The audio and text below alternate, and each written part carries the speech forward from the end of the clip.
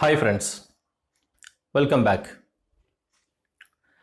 In today's lecture, we are going to discuss about aberrations in lens. Aberrations means there is a defect in the formation of image when an object is focused through a lens. We are going to see two different kinds of aberrations. One is chromatic aberration, which is related to color of the image. Another one is spherical aberration, which is related to the focal point of marginal rays and the paraxial rays. Further, we are going to see an equation for longitudinal chromatic aberration and some of the suggestions to minimize this chromatic aberration. Then we will also see what are the various ways that is available for the minimizing spherical aberrations. And these are the topics that we are going to discuss in the present video lecture. Most of these topics are theoretical in nature. Let's see.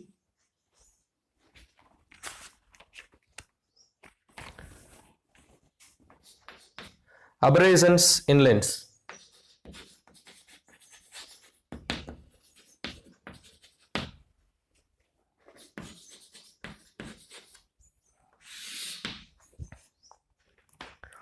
What is aberration? Aberration is nothing but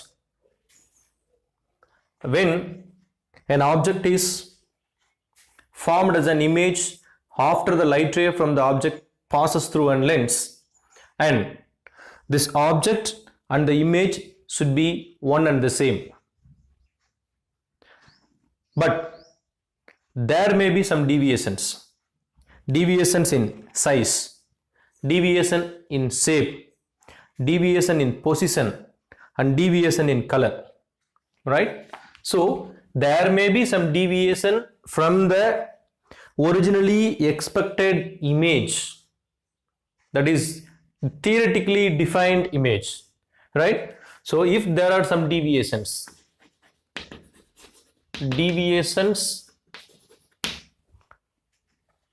in the image in terms of one, size or shape or position or the color, right?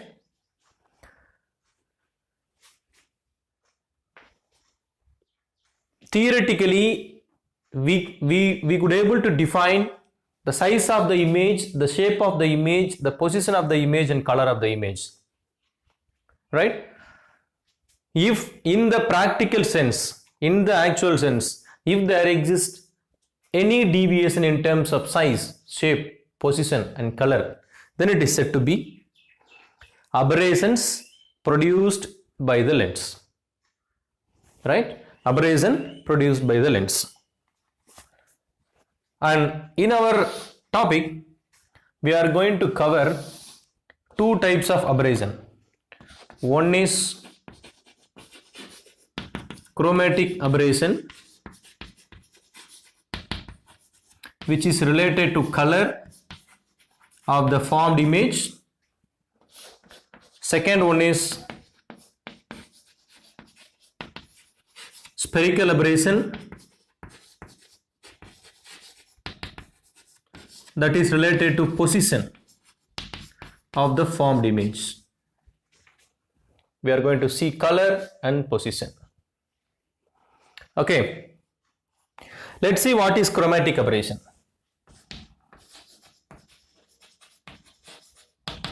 What is chromatic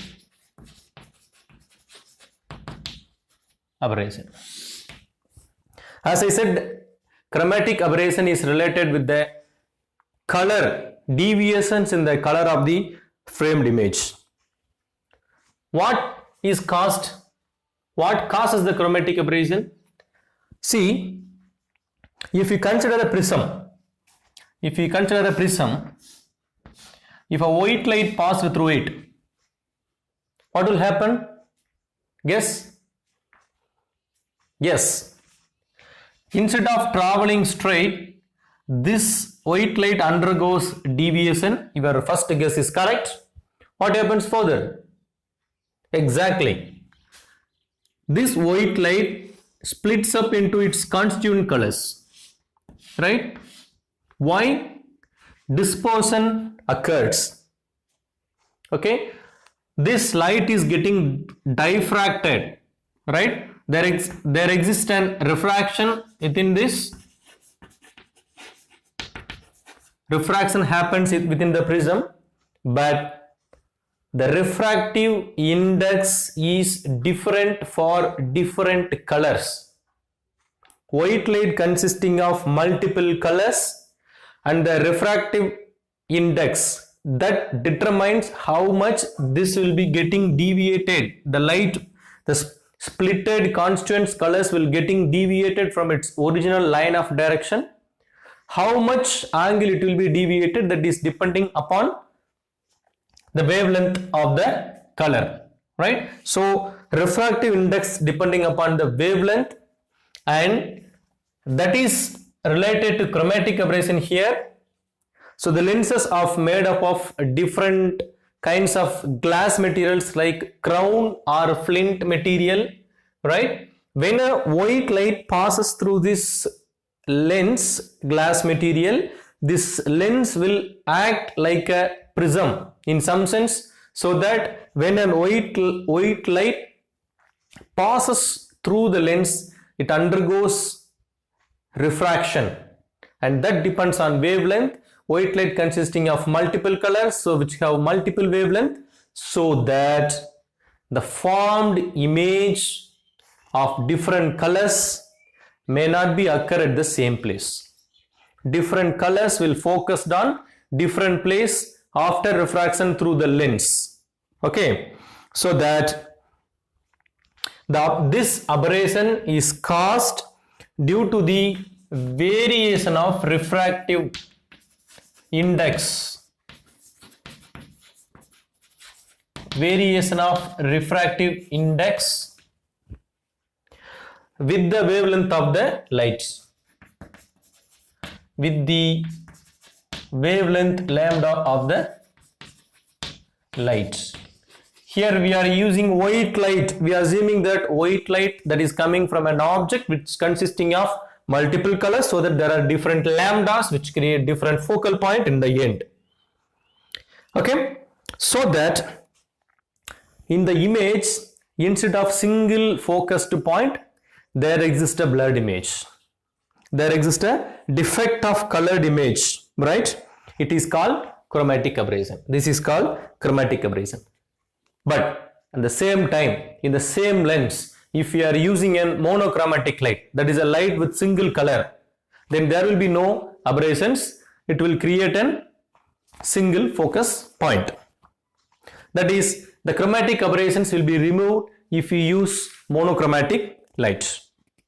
How do we understand this point with an equation? We can write the focal length of a particular given lens. Focal length of a lens, which is equal to 1 by f, that is equal to n minus 1 by r1 minus 1 by r2. How did I understand this?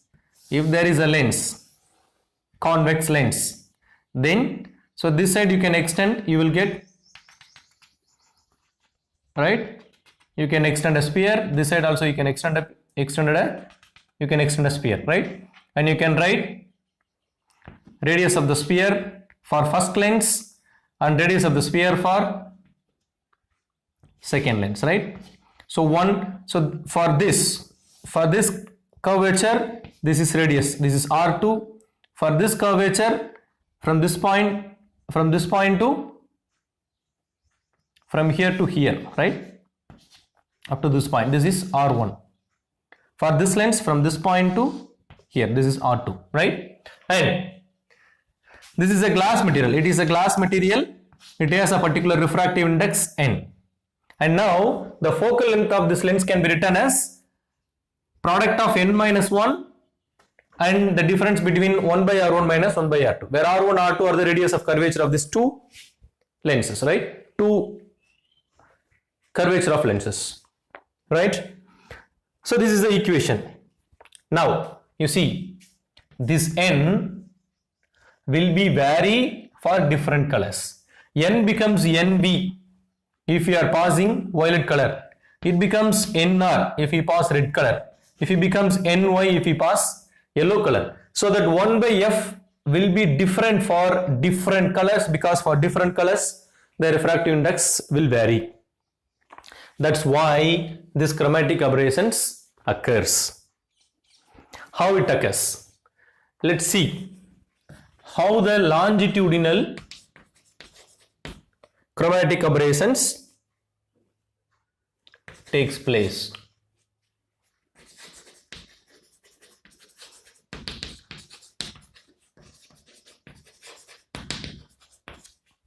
Longitudinal chromatic aberration.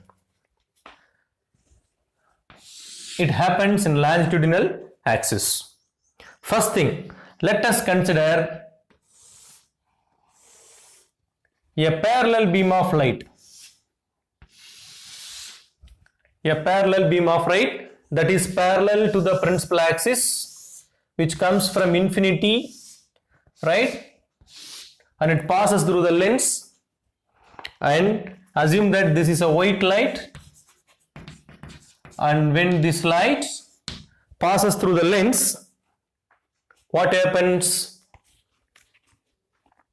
The angle of deviation is higher for violet, the angle of deviation is lower for red, right? So that violet color will be focused closer to the lens, whereas red color will be focused further to the lens. So this point will be the focal point of violet color, and this point will be the focal point of red color, right?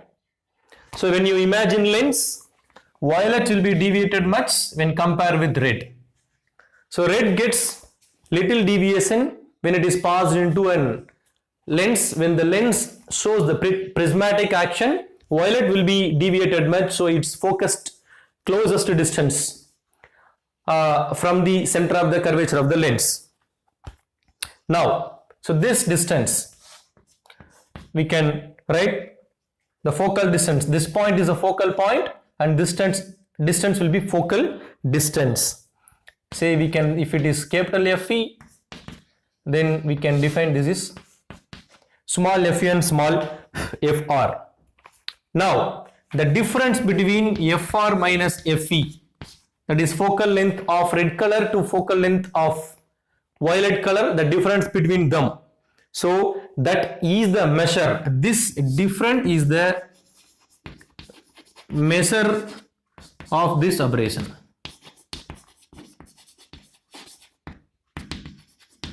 Instead of focusing to a single point, different colors were focused in different point in the horizontal axis, that is the longitudinal axis. That is why it is called the longitudinal chromatic aberrations for a parallel ray. Suppose, what would happen if the light ray comes from a point object, right? Let us assume that the object is located here and white light emerges out from this object. How it will focused as an image. Here also violet colored image will be focused quicker, whereas red color image will be focused in a further difference. So if you draw a line of intersection, that is if you draw a plane, and this will be, you can say that image of violet, this will be image of red if it is a point image, right? Now this again here also, this distance, that is, you can say that this distance is the measure of chromatic aberration. Okay, now when we place the screen at this place,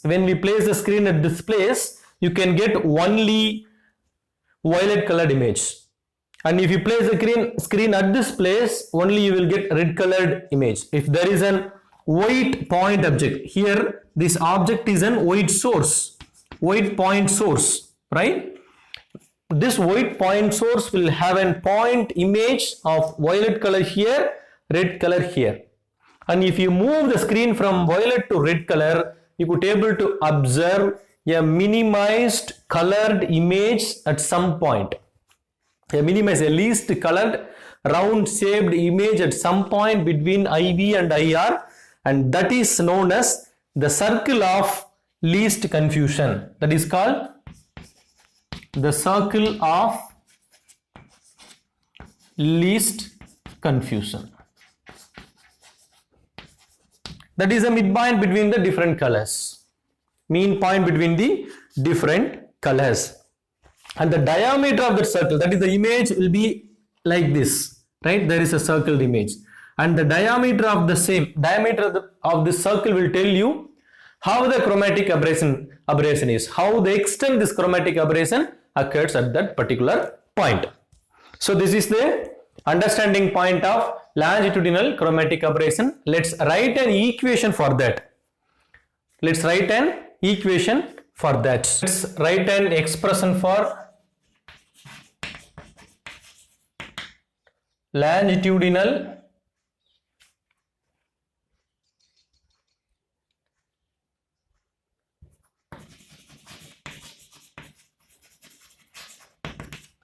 chromatic aberration.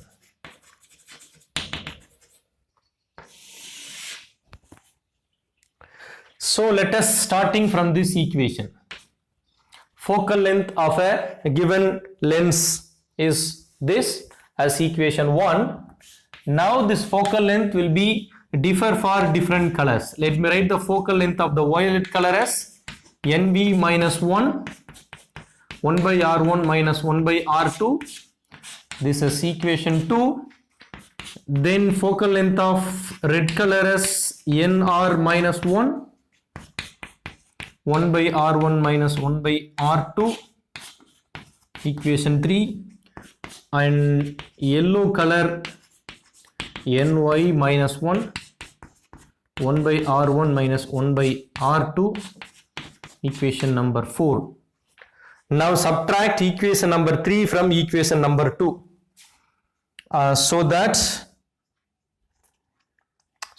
Equation number 2 is equation number 3 is subtracted from equation number 2. That will give you subtract this equation from this equation. So 1 by Fe minus 1 by Fr, which is equal to this side NV minus 1 by R1 minus 1 by R2 minus N R minus 1 by R1 minus 1 by R2, right? If you expand this becomes, right, you can take 1 by R1 minus 1 by R2 as common, so that what you will get, this side 1 by Fv minus 1 by Fr, which is equal to 1 by R1 minus 1 by R2. Let's take common Nv minus 1 minus of Nr plus 1. Let's bring the minus inside this Nr minus 1. Now this and this will cancel. So resultant equation is Nv minus Nr multiplied by 1 by R1 minus 1 by R2. This is equation number 5. This is equation number 5. Now let's do one thing. Let's take here Fe into Fr. So we will write Fr minus Fe, right? Left side. Right side it will become, let us multiply the numerator and denominator with Ny minus 1. So that what happens, NV minus NR by NY minus 1. That is nothing but the angular dispersion to the angle of deviation of the mean ray, that is nothing but dispersive power omega. So here it becomes, this is omega, this becomes omega NV minus NR by NY minus 1 multiplied by NY minus 1 into 1 by R1 minus 1 by R2. This is nothing but omega into NY minus 1 into 1 by R1 minus 1 by R2 is nothing but F1 by Fy. So this becomes 1 by Fy. This side Fr minus Fe by Fe into Fr is equal to omega into 1 by Fy. This is equation number 6. Let Fr into Fe which is equal to Fy square, where Fy is the mean focal length of red and violet color. If this is the case, then here this equation number 6 becomes Fr minus Fe by Fy square. We can replace Fr minus Fe with Fy square, and right hand side becomes 1 by omega into 1 by Fy. So squared will cancel out. What's remaining? Fr minus Fe which is equal to omega times Fy.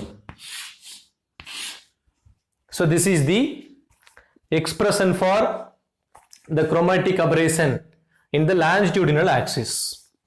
Okay, so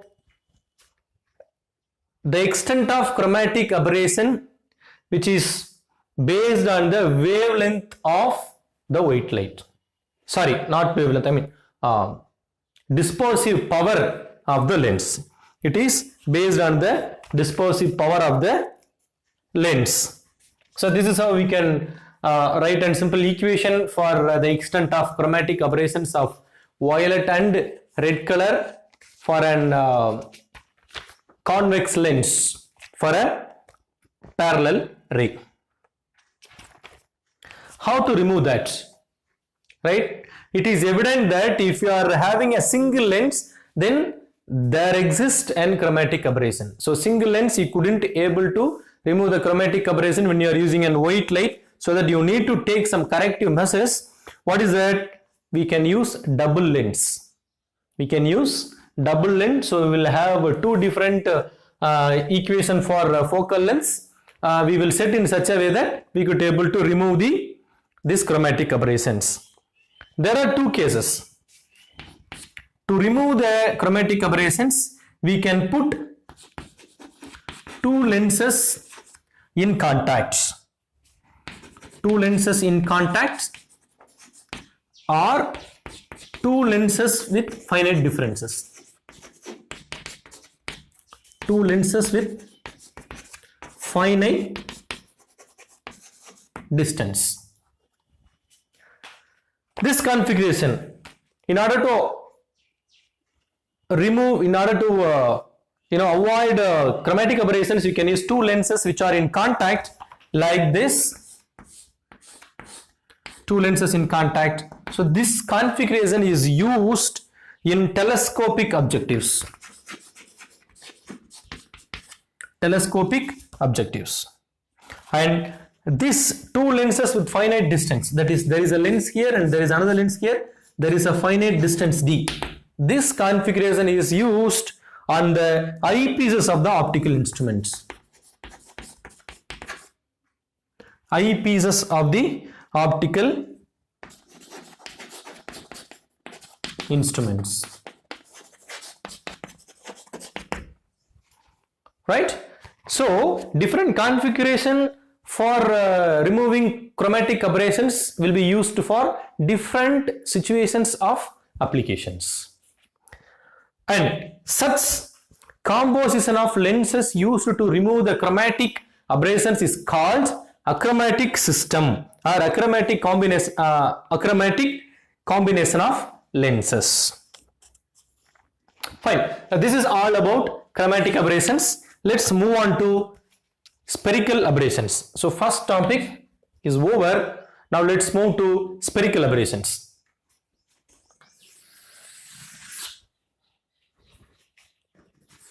Second topic is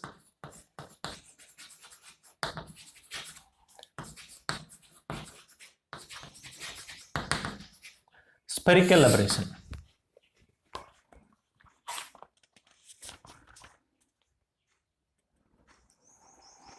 Here, aberration is due to the large aperture of lenses, right? That is, let's consider there is a lens and this is the axis of the lens, principal axis. There are light rays which are traveling closer to the principal axis, and there are light rays which are closer to the margin of the the boundary of the lens. Now what happens? The focal length of the marginal rays and the focal point of the marginal rays and the focal point of the paraxial rays are not same. They becomes different, right? They becomes different. Though it is coming from point source or it is coming from infinite distance. At any case, right? So it happens like this. So this is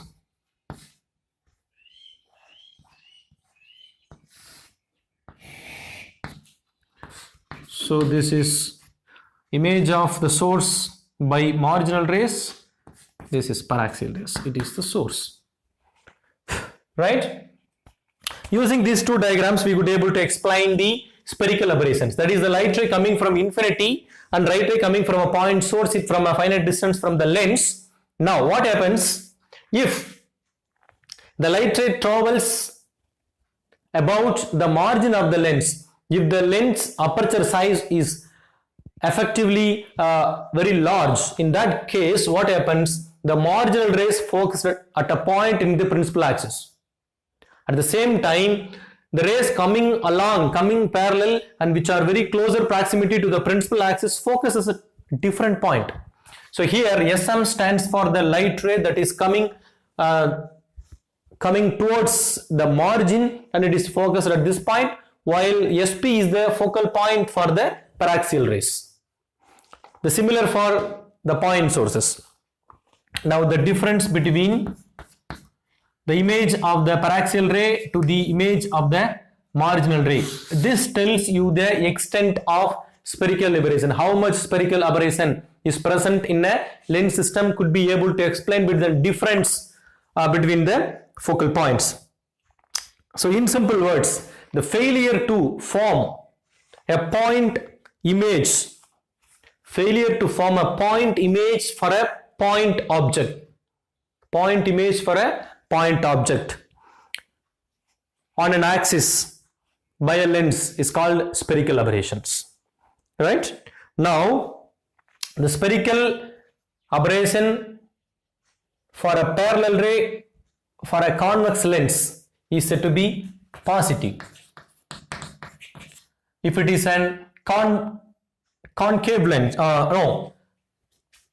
this is for the light focusing into a point, right? Converging lens. If it is a diverging lens, that is concave lens, then this aberration is said to be negative.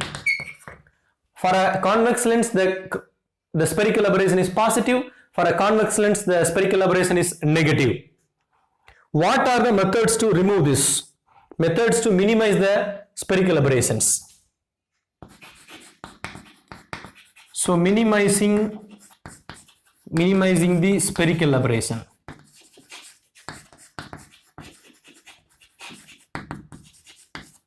There are various methods to use the spherical methods. One is by using stops. How? If you want the image of the paraxial ray, we have to block the marginal rays. preventing the marginal rays entering into the lens.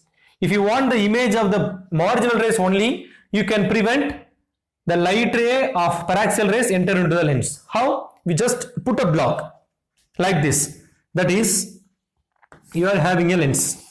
You want block marginal rays. What is that? So you open only this position, you block all above position, right? So that what will happen if there is an point object here, only this paraxial rays will enter into the lens system, the remaining will not enter. That is, the rays going towards the marginal ray will be blocked at this point, blocked by the stops.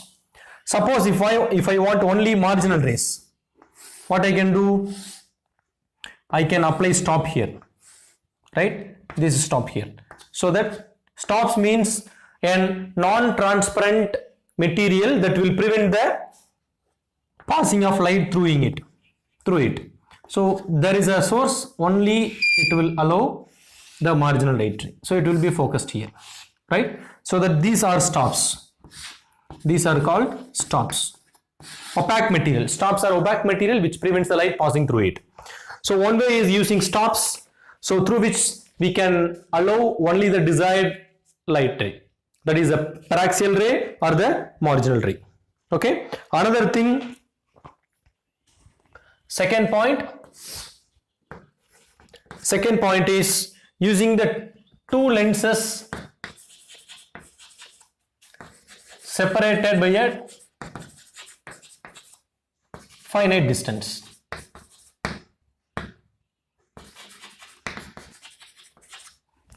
So we can use two different lenses which are separated with a finite distance, right? Here the distance between the lenses are equal to the focal equal to the differences in the focal lengths of the spherical aberrations, right? So we have to place the distance between the two lenses in such a way that should be equal to differences in the focal length of marginal ray and paraxial ray.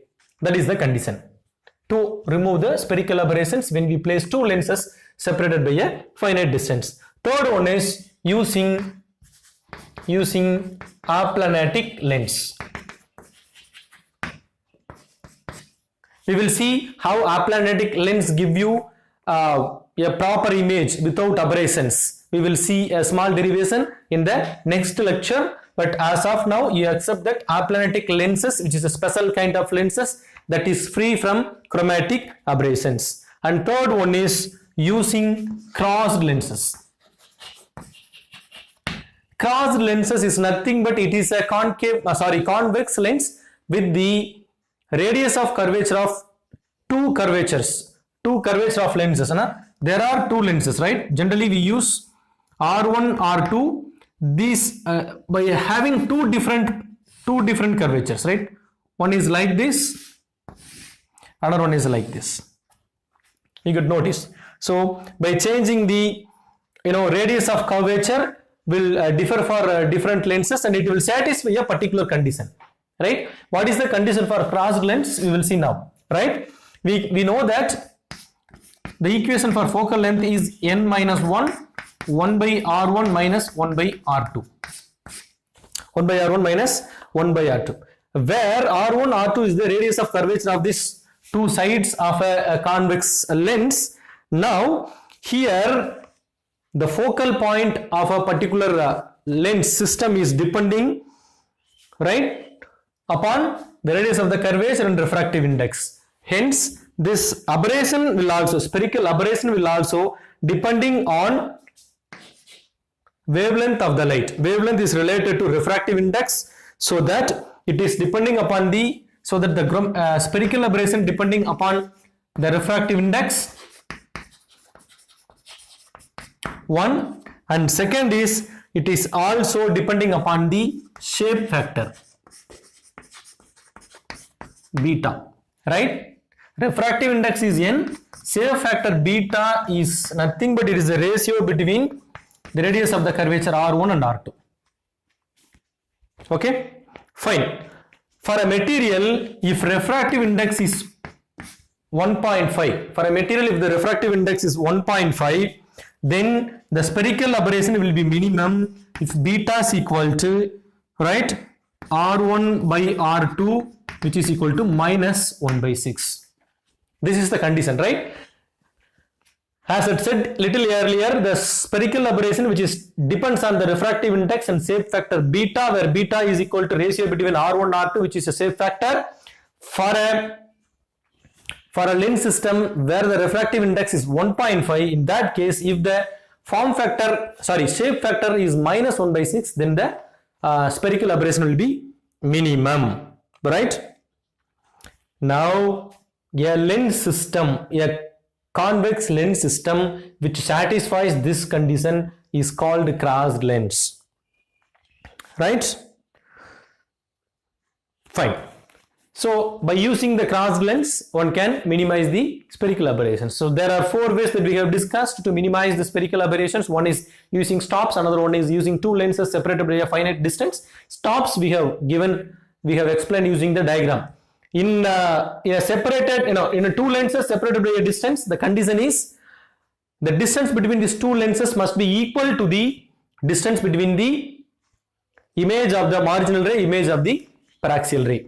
An aplanatic lens we will discuss in the next lecture, and the 4th one, crossed lens, we have given the explanation. Refractive index, if the refractive index is 1.5, then the shape factor should be minus 1 by 6. If a convex lens satisfies this condition, then it is said to be crossed lens. Using crossed lenses, we can avoid the spherical aberrations. With this, let me stop today. We will resume back in the next lecture. Until then, bye.